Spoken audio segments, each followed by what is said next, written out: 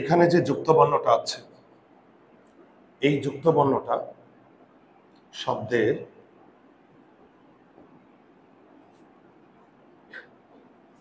শব্দের প্রথমে যদি থাকে এই যুক্ত বর্ণটা, তাহলে কেমন উচ্চারণ হবে? শব্দের মধ্যে থাকলে কেমন উচ্চারণ হবে এই যুক্ত বর্ণটা, কিংবা শব্দের শেষে যদি থাকে তাহলেই বা কেমন উচ্চারণ হবে? ওকে, তো শব্দের প্রথমে থাকলে কেমন উচ্চারণ হবে, শব্দের মধ্যে থাকলে কেমন উচ্চারণ হবে, শেষে থাকলে কেমন উচ্চারণ হবে? মনে রাখবে, এই যুক্ত বর্ণটা যদি শব্দের প্রথমে থাকে, তার আগে একটু দেখি এই যুক্ত বর্ণটাকে ভাঙলে পাওয়া যায় জ যোগ নিয় বা ইয়, আমরা যেটাই বলি। ওকে, তো এই যুক্ত বর্ণটা যদি শব্দের প্রথমে থাকে, তাহলে উচ্চারণটা হবে গ এর উপর চন্দ্রবিন্দু জফলা। আর শব্দের মধ্যে অথবা শেষে যদি থাকে কেমন উচ্চারণ হবে? শব্দের মধ্যে কিংবা শেষে যদি থাকে এই যুক্ত বর্ণটা, তাহলে উচ্চারণ হতে পারে গ জফলা তার উপর চন্দ্রবিন্দু, অথবা গ আবার গ এর উপর চন্দ্রবিন্দু। খেয়াল করো, তাহলে আমি আবার বলছি, এই যুক্ত বর্ণটা যদি শব্দের প্রথমে থাকে, তাহলে গ এর উপর চন্দ্রবিন্দু জফলা। আর শব্দের মধ্যে অথবা শেষে থাকলে আমার এটাও হতে পারে গ জফলা চন্দ্রবিন্দু, অথবা গ দুইবার উচ্চারণ। আমরা একটু দেখি।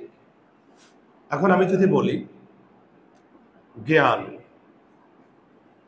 দেখো তো শব্দের প্রথমে আছে, তাই না?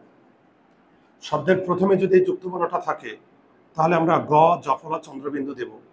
এই যে চন্দ্রবিন্দু জফলা দিলাম, আর এই আকার তো আগের থেকেই আছে, জ্ঞান।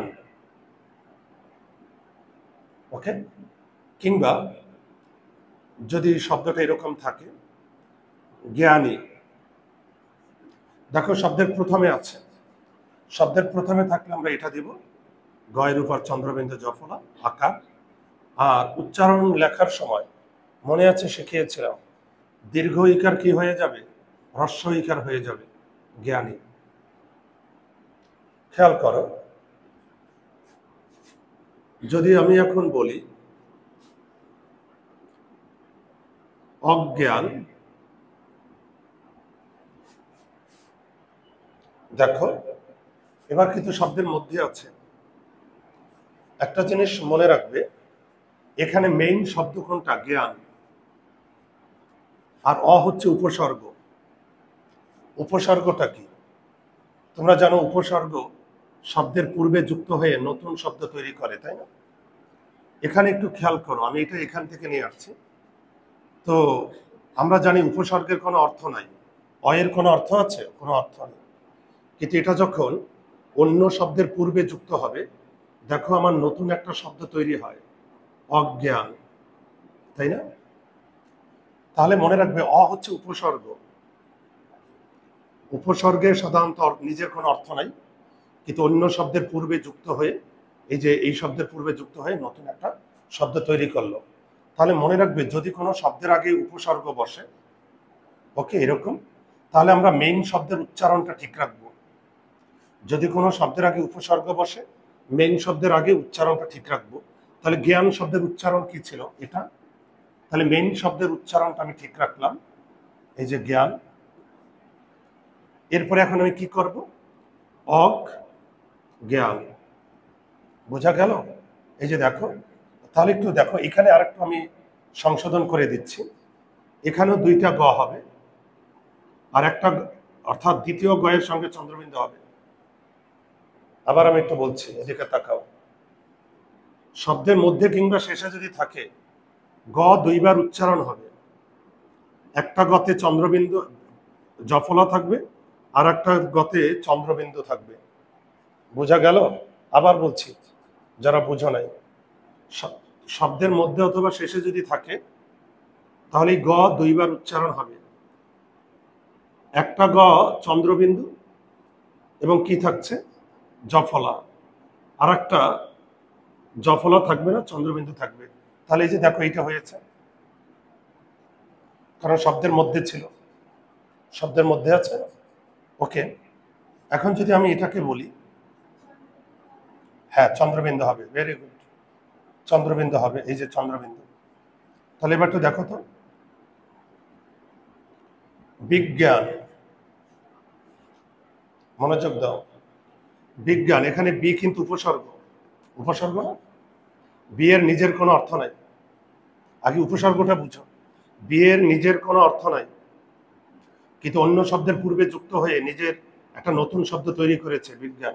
যেমন অয়ের নিজের কোনো অর্থ নাই, কিন্তু অন্য শব্দের পূর্বে যুক্ত হয়ে একটা নতুন একটা শব্দ তৈরি করে। তাহলে যদি কোনো শব্দে উপসর্গ থাকে, তাহলে আমরা মেইন শব্দের উচ্চারণটা ঠিক রাখবো। এখানে মেইন শব্দের উচ্চারণ জ্ঞান, তাহলে জ্ঞান শব্দের উচ্চারণ আমরা জানি এটা। ওকে, এখন দেখো তার আগে আমি কি দিচ্ছি, বিগ, এই যে গ দুইবার উচ্চারণ হয়েছে, আর দ্বিতীয় উচ্চারিত বর্ণের উপর চন্দ্রবিন্দু জফল, এই যে। ওকে, যদি আমি এখন বলি অজ্ঞ,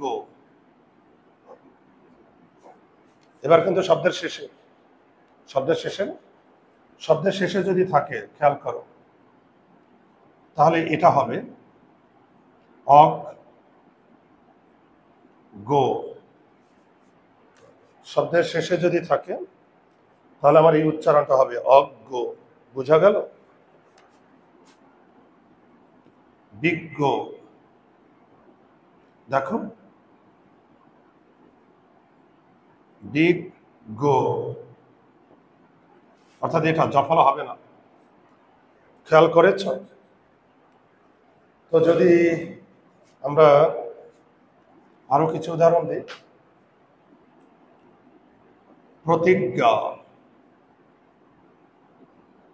শব্দের শেষে আছে, তাহলে দেখো কি হচ্ছে, প্রতি, এদিকে আগে আগে এটাকে ইংরেজিতে ট্রান্সলেট করে নিতে পারো, প্রো তিগ গা, ইংরেজিতে ট্রান্সলেট করলে এটাই তো হয়, তাই না? প্রতিজ্ঞা। এই যে দেখো ও, ও যদি আসে ইংরেজিতে তাহলে ওকার, ও আসলে ইংরেজিতে কি হবে, ওকার। এই যে ওকার দিলাম, প্রো, এই ওকার, এই ওকারটা কোথা থেকে আনলাম, ও। আবার আমরা এইভাবে তো বুঝি, প্রো, চোয়াল খোলে না, চোয়াল না খুললে ওকার হয়, তাই না? প্রো, প্রো, চোয়াল খোলে না, চোয়াল না খুললে ওকার।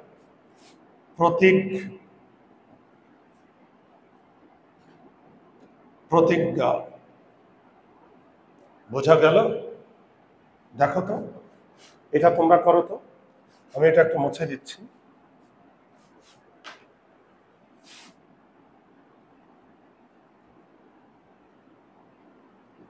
জিজ্ঞাসা, খেয়াল করো, জিগ গা, এই যে,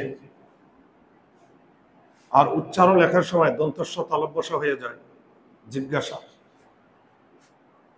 বোঝা গেল? জিজ্ঞাসা। ওকে, তাহলে দেখো, আর একটা জিনিস মনে রাখবে, যদি শব্দের প্রথমে উপসর্গ থাকে, শব্দের প্রথমে যদি উপসর্গ থাকে, তাহলে আমরা মেইন শব্দের উচ্চারণটা ঠিক রাখবো। ঠিক আছে?